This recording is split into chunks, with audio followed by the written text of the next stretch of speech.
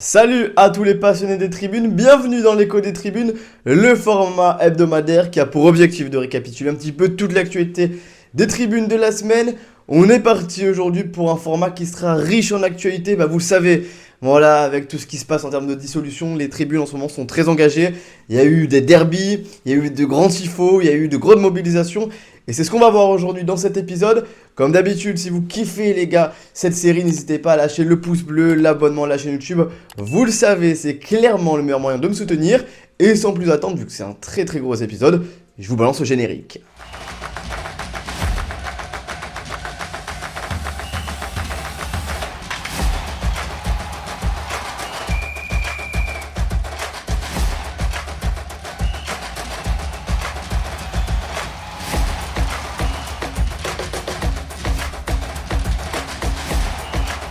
La rencontre entre Strasbourg et Lyon a été marquée par de superbes animations en tribune, témoignant d'une forte mobilisation des supporters. Côté strasbourgeois, une belle animation mettant en avant un message clair, liberté pour les ultras, accompagné de 2 points enchaînés, symbolisant la répression subie par les groupes de supporters. Juste après, une autre banderole dénonçait la politique actuelle en ces termes: dissolution des groupes ultras, une basse manœuvre politique, l'entêtement d'un homme incompétent et isolé, revenez d'urgence à la raison, monsieur Rataillot. Le message ne s'arrêtait pas là, puisque d'autres banderoles interpellaient directement le ministère des Sports, Madame Barsac, l'heure n'est plus au silence, le football attend une réponse claire du ministère des Sports. Dans le parcage lyonnais, les supporters ont également offert une belle prestation avec notamment un tifo des Lyon 1950 arborant la mention on tour. On pouvait aussi lire un message fort dirigé contre les instances dirigeantes, c'est la LFP qu'il faut dissoudre, pas les groupes de supporters. La contestation ne s'est pas arrêtée là et s'est poursuivie lors de la rencontre entre Clermont et Amiens. Côté Clermontois, une banderole affichée sans détour, Rataillot, ta seule obsession, la répression. Du côté des Amiénois, la solidarité avec les autres groupes était évidente, comme le montrait cette inscription dans le parcage visiteur, d'Amiens à Clermont, unis contre les dissolutions. Direction Metz maintenant, où la Horda a également pris part à la mobilisation avec une animation marquante. Plusieurs banderoles dénonçaient la répression, notamment avec les messages ultra contre la répression et reste rebelle. Le petit tifo d'ailleurs est plutôt sympathique. Avant d'aborder en détail les autres messages de la Horda et de la Groupa, un détour par le parcage troyen s'impose. Les supporters messins ont fait preuve d'une réflexion approfondie sur la situation actuelle. La Horda a déployé plusieurs banderoles dénonçant le manque de dialogue de la part des autorités. Bruno Retailleau, le véritable dialogue suppose la reconnaissance d'interlocuteurs, suivi d'une note précisant pas d'interlocuteur, pas de dialogue, pas de paix. Enfin, une dernière interpellait directement le ministère de l'Intérieur, pas de paix, le ministère de l'Intérieur en prend-il la responsabilité? Par ces messages, la Horda souligne l'incohérence de la politique menée. De son côté, la Groupa Metz a tenu à exprimer son soutien au groupe menacé. Une banderole affichait clairement: la passion ultra ne se dissout pas, soutien à la BL et aux Stéphanois. Passons maintenant au derby entre Valenciennes et Boulogne, où l'ambiance était au rendez-vous. L'animation des ultra rosters à l'entrée des joueurs a été réussie, et très vite des revendications ont été affichées, comme vous pouvez le voir à l'écran. Les messages restent dans la même lignée que ceux vus précédemment, mais il est essentiel de les relayer. Pour l'occasion, un gros parcage boulonnais était présent, écoutez, ça fait plaisir à voir. La rencontre entre Reims et l'Olympique de Marseille a également été marquée par la contestation. Du côté des ultrêmes, un message sans équivoque était affiché: Retailleau, tu ne feras pas taire notre passion pour assouvir tes ambitions. Dans le parcage marseillais, on pouvait lire: Retailleau, stop aux dissolutions de groupe ultra. Quant au commando ultra, il affichait un message clair et direct: la passion ne se dissout pas. Un stade quasiment plein pour la rencontre entre Nancy et Le Mans, une belle image pour le football. Côté nancéen, une banderole interpellait directement le ministre: Retailleau, la dérive solitaire. Respect également au parcage du Mans pour avoir fait le déplacement en nombre. Pour finir, je vais vous laisser apprécier la magnifique ambiance du côté des supporters nancéens.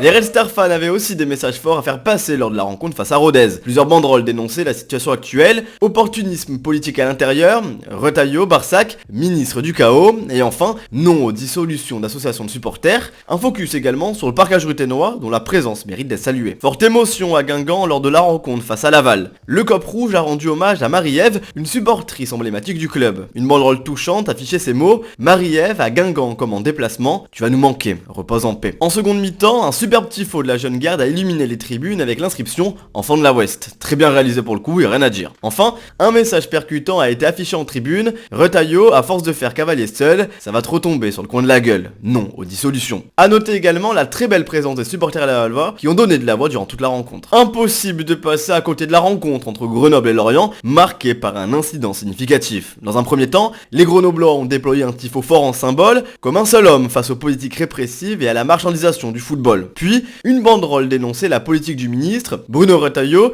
10 ans de dialogue balayé d'un revers de manche, dissolution des groupes ultras, une décision en dépit du bon sens. Du côté des DB07, un autre message dénonçait l'inaction du gouvernement, Retailleau, le pyromane qui se rêvait d'être pompier, l'incompétence au sommet de l'État. Mais l'incident majeur s'est produit du côté des merlus ultras qui ont eu la mauvaise surprise de voir leur banderole refusée à l'entrée du parcage. Fidèles à leur engagement pour la liberté d'expression, ils ont pris la décision de ne pas entrer en tribune. En signe de soutien, les supporters grenoblois ont quitté leur bloc en cours de match. Vous avez à l'écran les banderoles en question qui pour le coup restent très classiques. La réaction des uns et des autres est remarquable et mérite le respect. Suite à cet incident et afin d'éviter toute instrumentalisation des événements, un responsable grenoblois et un responsable orienté ont pris la parole devant 7 médias pour expliquer la situation. Une intervention importante que je vous invite à aller voir car elle apporte un éclairage intéressant sur les tensions actuelles. L'élément phare de ce week-end se trouvait sans aucun doute à Saint-Etienne. Un immense rassemblement a témoigné de l'attachement indéfectible des Stéphanois à leur groupe ultra menace cette dissolution. Les images sont tout simplement impressionnantes, une véritable marée humaine s'est mobilisée pour défendre leur passion. Dans le stade, le tifo des Green Angels était spectaculaire. On pouvait y lire « Hier, aujourd'hui comme demain, notre histoire s'écrit Green Angels » accompagné d'un visuel mi-ange, mi-démon. L'image d'un ange et d'un démon tenant le blason de la ville de Saint-Etienne était particulièrement réussie. Ce tifo a été suivi d'un impressionnant craquage offrant un rendu visuel saisissant. Parallèlement, en tribune latérale, une banderole affichait un message clair « Touche pas à mes copes ». Du côté des Magic fans,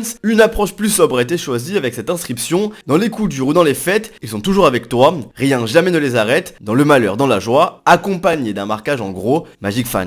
Les messages revendicatifs n'ont pas manqué. Les Magic fans ont dénoncé corruption, conflit d'intérêts, menaces, intimidation. Pendant que le Qatar fait régner sa loi, on nous fait croire que la menace vient des ultras. De leur côté, les Green Angels sont affichés, parlementaires, DNLH, clubs, sociologues, tous contre la dissolution. Pour le bien du foot français, c'est Nasser, la LFP, Bing Sport et le PSG qu'il faut dissoudre. Les contestations continuaient avec les Magic fans déployant cette banderole percutante, 300 torches dans 15 jours, qui sera l'accusé. Et un autre message affirmant, Retailleau, ton nom rimera avec KO. Enfin, les Green Angels ont conclu avec « À quand la fin du rodéo solitaire ?» soulignant l'isolement du ministre dans sa décision controversée. Pour clore cette journée historique, les Magic fans ont déployé une ultime banderole forte en symbolique. Enfants de Saint-Etienne, nous ne serons jamais vos martyrs, accompagnés d'un superbe craquage. A noter également la fermeture du parcage parisien, une décision une fois de plus regrettable. Direction Rouen maintenant où la rencontre face à Dijon a été marquée par une banderole qui a fait polémique. Les Rouen fans ont inscrit un message « Retailleau, gros bras avec les ultras, petit bras avec les OQTF ». Enfin, cap sur Concarneau où les Concarne fans ont proposé une animation sympathique face à Sochaux. Dans le parcage socialien, une contestation sur le prix des places a été mise en avant,